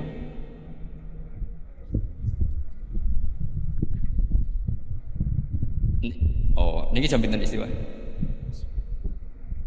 Nggih, terus saya pikir niku nggih. Kalau misalnya tadi ada tanya jawab ya tanya jawab carane ngalim saja kan. Itu lebih realistis. Karena kalau sampean iskal misalnya saya iskal dengan ini kan malah bingung kan. Kalau kamu terkenal pinter iskal kita goblok ya. Nah wis pinter kok iskal gitu jadi saya niru ilmunya Abu Nawas. Abu Nawas tidak bisa pidato. Gak bisa pidato, suatu saat dipaksa pidato sama khalifah itu. Hei para hadirin, kamu pinter apa goblok? Lah mereka pinter, mau ngandani wong pinter, terus pinter kok ngandani gitu. Akhirnya hadirin itu kan karena seneng sama Abu Nawas itu seneng. Ya sudah Abu Nawas, kalau gitu kita goblok. Aku mau ngomong wong goblok. Akhirnya terus wassalamualaikum warahmatullahi wabarakatuh. Jadi itu Abu Nawas juga bisa pidato, tapi dia tahu saja caranya menyelesaikan masalah.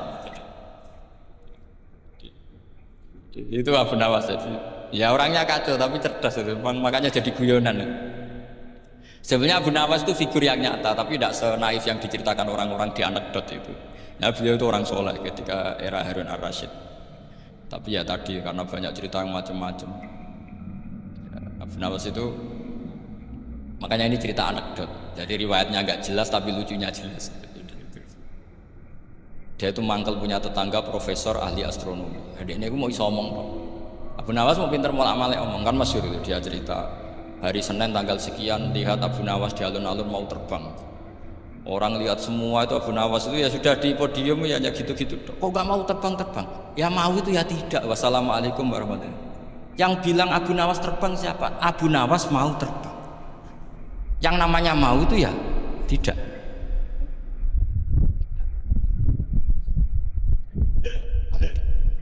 Pernah dia itu lomba sama Harun ar-Rasyid. Siapa paling banyak pengunjung rumahnya di alun-alun. Harun ar-Rasyid bikin khemah, dia bikin khemah. Tentu cerita ini bohong, yakini ini bohong. Makanya bohong tenang. Makanya ini anekdot hanya guyonan. Harun ar-Rasyid karena dia raja itu ada apel, ada makanan macam-macam. Ya tentu pengunjungnya banyak. Batas akhir itu penilaian jam 12 malam. Abu Nawas tenang, satu pun nggak ada pengunjung, nggak ada makanan, nggak ada. Pas jam 12 rumahnya dia, kemahnya dibakar. Orang ke dia semua. Tit menang dia karena jumlahnya. Bahkan Harun ar-Rasyid itu datang ke kemahnya dia. Karena lombanya kan pengumpulan massa terbanyak tit jam 12. Harun ar-Rasyid pikirannya santri ya sugoi jajan nggak mesti teko. Pikirannya gitu. Abu Nawas pikirannya beda. Jeneng ana kebakaran pasti datang. Wis dihitung biaya khemah sama hadiahnya banyak. Banyak hadiah. Yang ahli falak ini punya ilmu yang rasional, yang pintar sekali. Dia ilmuwan bahwa bumi itu bulat-bulat. Nah, saya lagi tren meyakini bumi flat itu ya kacau. Gara-gara penjelasan sing sepihak. Ini wong nganggur. Lah wong ilmuwan kok sentimennya perkara wedi duit. Enggak boleh ilmuwan menyebut sentimen apa? Uang. Bumi itu bulat-bulat, jadi kalau anda jalan ke timur terus nanti ke titik yang sama. Abu Nawas paham, karena dia emang nggak ahli sains. Gitu. Suatu saat si profesor ini kemalingan, malingnya melayu ngetan, minta tolong sama Abu Nawas kejarlah malingnya. Kemana? Ke timur. Dia ngejar ke barat. Ditanya sama profesor, saya udah bilang larinya maling itu ke timur, kalau ngejar ke barat nanti ketemu di titik yang sama. Akhirnya profesornya ngerti, oh ngenyek tuh, kira itu. Jadi, nah khawatir saya nanti kalau santri-santri tidak pinter ilmu, terus pilihannya ilmu kayak Abu Nawas, jalan pintas tadi. Karena belajar falak jelimet, belajar faraid apa? Jelimet, ada aul, ada roh, semua ada masalah yang ruwet-ruwet terus. Akhirnya mau olah bicara. Ini musibah, inna lillahi wa inna ilaihi raji'un. Itu tidak boleh. Quran tidak mengajarkan itu. Quran tetap mengajarkan ilmu meskipun ada nilai seninya. Ya tadi nilai seni tadi misalnya Allah mencontohkan darabawu masalah rajulan fihi syuraka. Terus kedua uniknya Quran itu begini. Setelah dipikir itu nyata-nyata lebih detail. Misalnya begini. Ketika Allah mencontohkan ba'udah itu nyamuk. Itu orang-orang kafir itu bilang gini, ya Muhammad, Tuhan Anda kehilangan stok ilmiah. Sehingga contoh itu enggak yang dahsyat tapi sekedar nyamuk. Wong nyamuk kok digawe contoh. Mbok ya contoh itu dinosaurus, tak jerapah, tak apalah yang keren itu. Mosok contoh apa? Terus Allah menjelaskan innallaha la yastahi ayyadriba napa masalam ma. Contoh apa saja? Apa saja itu ditafsiri ba'udatan fama fawqaha. Entah itu nyamuk, fama fawqaha atau yang di atasnya nyamuk. Maksudnya di atasnya itu filkillah atau fisihor atau yang di atas nyamuk. Yang lebih kecil ketimbang. Sekarang saya contohkan kata Rasulullah, contoh yang kecil saja. Enggak usah bikin nyawa, enggak usah, itu terlalu mustahil. Seorang pemahat patung, terus kamu pesen, Pak aku gaekno patung gajah, mesti muni sanggup. Tak muni, Pak gaekno patung gajah ukurannya ya semestinya gajah, oke. Tapi Pak aku gaekno patung nyamuk, ukurannya ya sak nyamuk. Kira-kira sanggup apa enggak? Artinya ketika Allah gawe nyamuk itu lebih sulit ketimbang gawe gajah apa lebih mudah? Lebih sulit. Karena nyamuk yang sudah kecil, dia punya alat kelamin terus berapa? Alat kelaminnya juga tetap harus ada lubangnya terus seberapa? Temen saya malah ada yang cangkem elek bilang gini, lalu ya punya kumannya seberapa?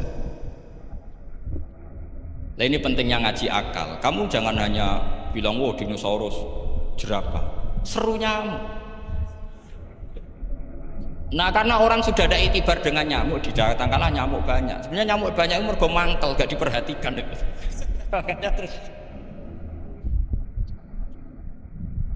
Lah ini saya tahadus bin Emat, istri saya itu sering protes.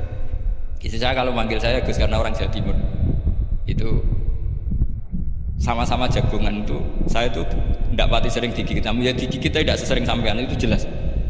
Terus saya tanya, Gus punya doa apa? Kenapa tidak pati begitu digigit nyamuk? Saya bilang karena saya sudah tahu hikmahnya nyamuk. Jadi harusnya dia sudah tidak nyerang saya, kata saya gitu. Makanya ini ijazah, agak mandi salah sampean gitu. Karena tadi logika yang terbangun gitu. Kalau Allah bikin gajah, melubangi belalai gajah itu masih masuk akal. Bahkan saat kita bikin patung masih bisa. Tapi kata tadi nyamuk itu sudah kecil, harus punya usus, harus punya alat kelamin, harus punya telur. Telurnya juga detail lagi. Ini disebut innallaha la yastahi ayyadriba mathalam ba'udah. Sehingga ba'udah di mata ahli tafsir, di mata ulama ini contoh yang luar biasa. Tapi di mata orang-orang yang nggak seneng mikir, kok terima nyamuk? Makanya saya minta kangkang di sini bisa makan, gue harus makan itu luar biasa. Saya tuh sering nyontohkan di Jogja. Saya punya temen sakit, kalau nggak ada obat dari Belanda itu mati. Kalau ini nggak dapat obat bagus dari Belanda atau dari Jerman itu meninggal. Berapa bulan lagi matinya? 3 bulan. Kalau nggak sampai dapat obat mati 3 bulan. Oh masih mati obat yang di Jogja, apa itu makan atau minum? Kalau orang nggak minum nggak sampai 3 bulan sudah mati. Boleh orang itu mikir seperti itu. Tapi kita ini kalau obat dari Jerman, dari Belanda itu hebat. Kalau enggak kita mati sebulan lagi, 3 bulan lagi. Allah bikin obat pada kita tiap hari, yaitu kita bisa makan, bisa minum. Itu kalau sekali nggak makan 5 hari bisa mati. Tapi kita karena ngakan itu hal yang biasa, nak duit iso utang, terus dianggap biasa. Ini kalau ulama masalah besar. Punya otak seburuk itu masalah besar bagi ulama. Sehingga Allah tidak malu ketika ngendikan kulu wasrobu, tidak malu karena makan ini urgen, sangat penting. Dan Allah tidak malu meskipun Quran itu temanya kelas tinggi, biasa Allah mengatakan jom kowe iku kulu min thayyibati ma razaqnakum, kamu makan. Karena minum obat itu kebutuhan kita ketika sakit. Tapi kalau makan adalah kebutuhan kita sihatan wa sukman, saat sakit maupun saat sehat. Nah, kalau Anda dengan kualitas ini, ketika Allah membicarakan makanan itu Anda akan respect sama Allah karena memang ini urgen betul. Tapi kalau Anda cara berpikir gini, hanya cari goro ibal ilmu yang aneh, yang seru, kamu baca ayat itu akan menjadi biasa-biasa saja. Dan itu masalah bagi mahabbah Anda pada Al-Quranul Karim. Ya saya kira demikian. Terus mungkin saya pikir tidak etis kan ini Jumat nanti. Sing biasa itikaf nanti terganggu. Nanti saya dianggap problem. Ya kalau ada tanya jawab ya saya mohon tadi ya. Karena ini zaman akhir, saya memang butuh sekali. Kenapa saya mau datang? Satu, hormat Kiai Hanan. Dua, saya memang ingin banyak mufassir lagi. Jangan hanya lewat baca terjemah kemudian merasa menjadi ahli apa? Quran atau ahli tafsir. Itu musibah besar, masalah besar. Ya pokoknya saya mohon lah. Ya setidaknya gitu. Misalnya orang kafir, kamu cari saja orang kafir. Ternyata ada yang harbi, ada yang dhimmi, ada yang mu'ahad, ada yang musta'man. Lalu dalam tarikh ada kafir Yahudi, kafir Nasrani, kafir ahli kitab. Kalau di fikih ada kafir yang lahum kitabun, ada yang tidak lahum kitab. Kalau yang lahum kitabun disebut ini kitabiah kholiso, yang tidak. Itu kan beda-beda di fikih. Boleh nikahnya ndak, hilu dhabihatihim atau tidak. Itu kan detail. Makanya saya mohon ini latihan detail. Oke, sampean tetap ngaji, sering khatam itu bagus karena mengumpulkan semua ilmu. Tapi sampean harus menganalisis secara apa? Saya dulu ngaji Mbah Mun Muslim ya kilatan. Tapi saya ngapalkan sama Gus Subab. Gus Subab putranya Mbah Mun, dulu muridnya Said Muhammad. Saya itu tak pelajari lagi di rumah. Analisis lagi setelah besar sampai sekarang. Karena ya itu beda. Kita selalu Rabbi zidni apa? Ilmu. Misalnya begini contoh. Kita mungkin tahu maknanya ayat tertentu itu begini. Misalnya begini. Faqula lahu qawlan layyinan la'allahu yatadzakkaru aw yakhsha. Musa dan Harun, jika kamu datang ke Fir'aun, maka kalau ngomong, kalau dakwah itu qaulal layyinan, dengan dakwah yang halus. Nggih, qaulal layyinan. Ini bagi yang ekstremis harus baca dialek ini. Ini kisah nyata yang diceritakan Habib Zain bin Semit ketika ngarang Al-Manhajus Sawi. Juga diulang-ulang di beberapa kitab. Suatu saat ada ustadz, corong Jawa Kemelinti, datang ke Harun Ar-Rasyid. Harun Ar-Rasyid ini Banil Abbas, termasuk zuriyahnya Abdullah bin Abbas. Karena Harun Ar-Rasyid sebagai khalifah tentu salahnya banyak ya, namanya pejabat pasti salahnya. Meskipun kebaikannya juga banyak, tapi salahnya juga banyak. Kalau kita kan tidak pejabat, salahnya tidak banyak, tapi prestasinya juga tidak banyak. Ya kan misalnya ada tamu Raja Salman, katanya hormat tamu wajib, kamu kan tidak bisa hormat. Karena dia juga tidak mau dihormati kita kan. Nah terus si ustadz tadi datang begini, saya itu masih hafal teksnya. Ya Amirul Mukminin, inni nasikhun lak famusyaddidun alaika fala tajidanna ala nafsika fi nafsika aliyasi. Saya ini mau nasihati Anda, tapi saya maaf sekali karena nasihat saya ini kasar sekali. Musyaddid itu kasar, keras. Fala tajidanna fi nafsika aliyasi. Saya mohon jangan dimasukkan hati lah. Makanya terjemah bebasnya jangan masukkan hati. Katanya Harun Rasyid langsung marah. Uskut ya jahil, kamu itu ustadz bodoh. Kamu tidak boleh keras sama saya. Dia masih bantah, saya keras sama Anda karena ada salahnya banyak. Terus apa kata Harun Ar-Rasyid? Inna wa ta'ala qad arsala man huwa khairum minka ila man huwa syarrum minni. Wa ma'adzalika qala ta'ala faqula lahu qaulal layyinan. Allah mengutus orang yang jelas lebih baik ketimbang kamu, yaitu Musa dan Harun. Musa dengan ustadz ini baik mana? Tidak, sama jawab saja. Baik Nabi Musa kan? Ilaman huwa syarrun minni. Fir'aun dengan Harun Ar-Rasyid buruk mana? Buruk Fir'aun. Itu saja masih dengan etika faqula lahu qaulal layyinan. Musa dan Harun kamu harus sopan. Tidak wae Fir'aun wajib sopan, tidak wae aku ora sopan. Lah ini sudah iktibar dari terjemah netral atau terjemah yang datar bahwa Allah mengutus Musa dan Harun ke Fir'aun dan Musa dan Harun diharuskan qaulal layyinan. Tapi menjadi energi mafhum yang luar biasa. Nak dakwai Fir'aun wae qaulan layyinan, pun maneh dakwai podo-podo mukmin. Makanya kata Harun Rasyid, uskut ya jahil. Inna wa ta'ala qad arsala man huwa khairum minka ila man huwa syarrun minni. Wa ma'adzalika qala ta'ala faqula lahu qaulal layyin. Ya, saya kira demikian, saya kembalikan ke moderator.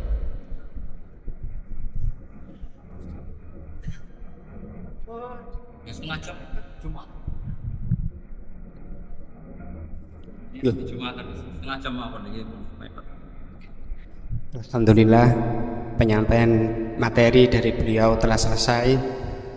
Sangat menarik, gamblang dan sangat jelas sekali, sehingga mungkin tidak butuh untuk kesimpulan dari moderator. Ini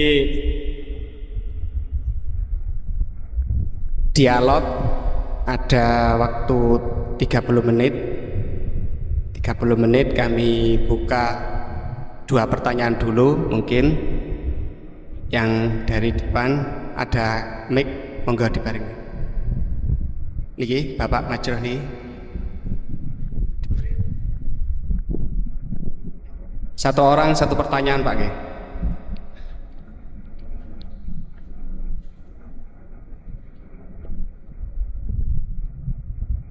Terima kasih waktunya kepada Yai Ahmad Bahauddin Nur Salim. Saya mau bertanya mengenai tadi yang disampaikan bahwa setiap umumul Quran pasti ada mukhasisnya. Ketika dilihat zaman sekarang ada kelompok liberal yang mencoba untuk mengamandemen Al-Quran dengan tidak mengkaitkan konteks zaman dulu, malah mengkaitkan dengan konteks zaman sekarang. Ambil contoh dalam permasalahan ibadah haji, mereka ingin merubah haji wukufnya nggak cuma di bulan Dzulhijjah tetapi di bulan Syawal pun juga boleh. Jadi sudut pandang panjenengan gimana masalah apakah memang bisa keuniversalan Al-Quran itu pada zaman sekarang dibuat sesuai konteks sekarang? Itu saja. Sampun? Oke. Oke. Penanya kedua, monggo.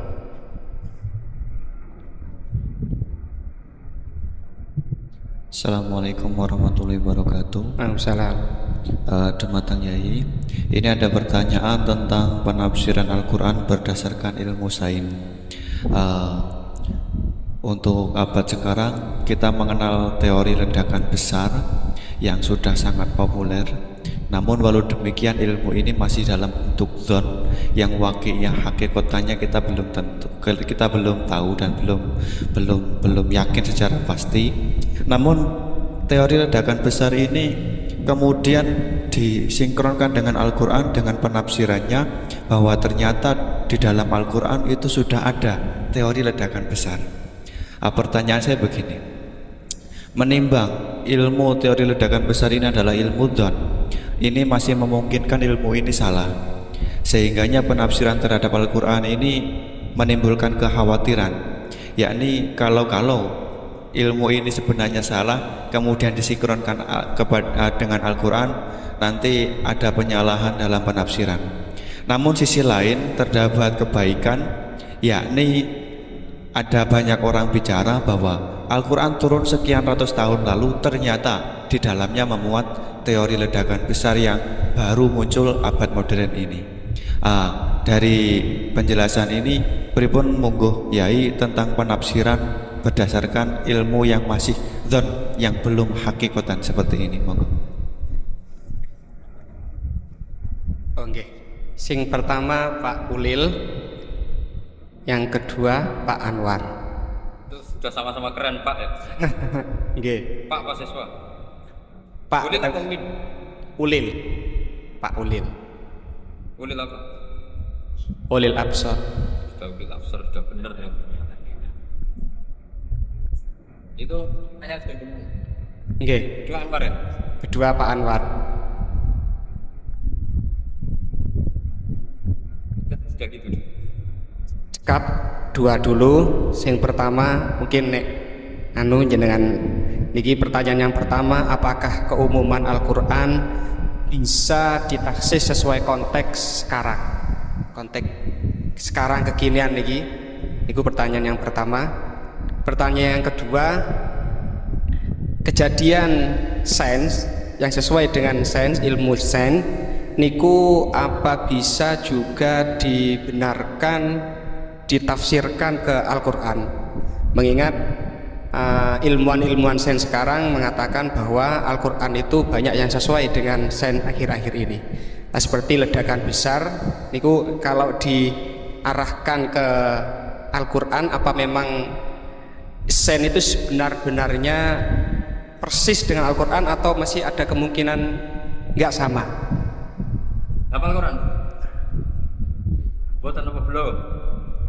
Tapi apa juz 30? Nggak betul. Enggak. Ya. Yeah. Ini rileks saja. Memang saya ulang lagi. Memang syaratnya itu hafal Quran tadi. Nah, karena begini, saya berkali-kali berdebat sama orang-orang liberal. Sekarang saya tanya, mereka kan senang sekali ya mengutip ayat la ikraha fiddin, bahwa dalam agama itu tidak perlu pemaksaan. Sebetulnya ayat itu jelas ada terusannya qad tabayyana rusydu minal ghayy. Yang benar tentu begitu jelas, terpisah betul begitu jelas, yang benar ya benar, yang salah ya. Sehingga kita tidak perlu memaksa orang, misalnya 2 ditambah 2 itu 4, terus kamu paksa. Kalau nggak mengatakan 4 tak penjara, itu tidak perlu. Kalau orang waras pas bilang 2 tambah 2 4, 1 tambah 1 2. Kebenaran la ilaha illallah itu seperti itu, kebenaran yang begitu nyata sehingga tidak butuh dipaksa. Jadi sebetulnya la ikraha fiddin itu konteksnya karena kebenaran benar-benar sudah punya eksistensi yang nyata, untuk diakui itu tidak butuh pemaksaan. Orang seluruh Indonesia kan bilang 1 tambah 1 itu 2. Nggak usah diintimidasi, nanti ditangkap Pak Gatot. Ya tidak perlu. Makanya terusannya aja. Lah repotnya sekarang santri-santri kalau pidato khitobiah di pondok-pondok ya diputus kayak orang liberal. La ikraha fiddin. Itu belum wakaf, masih qad tabayyana rusydu minal ghayy. Paham yang saya maksudnya? Sehingga kadang Nabi itu ngendikan secara ekstrim. Misalnya mangqala la ilaha illallah dakhalal jannah. Siapa yang meyakini la ilaha illallah nanti pasti masuk surga. Entah kapan pasti masuk surga. Kalau belum ya antri, tapi pasti lah. Terus Nabi sempat ngendikan, itu hadis sahih, wa in zana wa in saraka, meskipun pernah punya masa lalu, zana itu fi'il madhi, pernah punya masa lalu, pernah zina, pernah mati. Itu sampai 3 kali sahabat protes. Tapi saya berkali-kali ngomong di ngaji di Jogja, di Bojonegoro, di rumah ngomong, kebenaran yang absolut, kebenaran yang hakiki tidak bisa terganggu oleh perilaku sosial. Bukan masalah seakan-akan hadis ini membolehkan zina, itu tidak mungkin. Inna wa la ya'muru bil fahsya. Allah tidak akan nyuruh hal yang buruk. Tapi saya beri satu logika, satu analogi. Kalau rektor Al-Azhar kamu tanya 1 tambah 1 berapa Pak Rektor? Pasti bilang 2. Kamu tanya Amrozi ya bilang 2. Kamu tanya Pak Ahok ya bilang 2. Kamu tanya Anies Baswedan ya bilang 2. Tanya Pak Nusron dijawab 2. Sama, semuanya jawab 2. Karena kebenaran hakiki pasti absolut. Sekarang misalnya gini, ada ronde dari Bulu Doli misalnya. Kamu tanya, Mbak, 1 tambah 1 itu berapa? Pasti bilang 2. Jangan kamu mentang-mentang imam masjid. Saya tak jawab 3, saya kan imam masjid. Masa sama dengan lonte? Tidak bisa, kebenaran absolut itu pasti sama. Mbok rektor Al-Azhar sama siapapun ya jawabnya. Paham yang saya maksud? Sebab itu kadang Nabi ngendikan wa in itu la ilaha illallah itu kebenaran absolut, lebih absolut dibanding 1 ditambah 1 2. Sehingga kebenaran absolut la ilaha illallah itu nggak bisa terganggu oleh apapun. Paham ya maksud? Nah itu maksud qad tabayyana rusydu minal ghayy. Kita tanya rival politik, Pak Jokowi kamu tanya 1 tambah 1 ya 2, Pak Prabowo ya bilang, bukan karena rival politik. Tadi Pak Jokowi jawab berapa? 2. Ya udahlah 4. Tidak ada seperti itu. Itu disebut qad tabayyana rusydu. Nah kembali ke ide tadi, ide bahwa wukuf boleh di mana saja, terus boleh tidak syawal, itu udah ide. Sebenarnya sampean mikir saja itu sudah kriminal. Berarti sampean ngapalkan pikiran salah ya. Karena kalau kita diskusikan itu lucu sekali, karena ya itu sudah gini loh Pak Ida khilaf, saya kasih tahu. Walaysa kullu khilafin ja'a mu'tabara illa khilafal ladzi khadzum minan nadhari. Tidak semua khilaf itu dianggap satu khilaf, satu perbedaan pendapat kalau kualitasnya nggak sama-sama mutu. Kalau yang satu nggak mutu itu nggak dianggap khilaf, nggak level. Itu tadi misalnya Imam Ghazali ngendikan begini, qala al-Ghazali gini-gini. Pasti saingannya ya qala Nawawi atau qala Al-Qurtubi atau qala siapa. Jangan qala al-Ghazali terus kamu saingi. Menurut Ustadz dari Solo, dari Jogja, wah ya udah level masa Imam Ghazali disaingi. Itu aturannya seperti itu.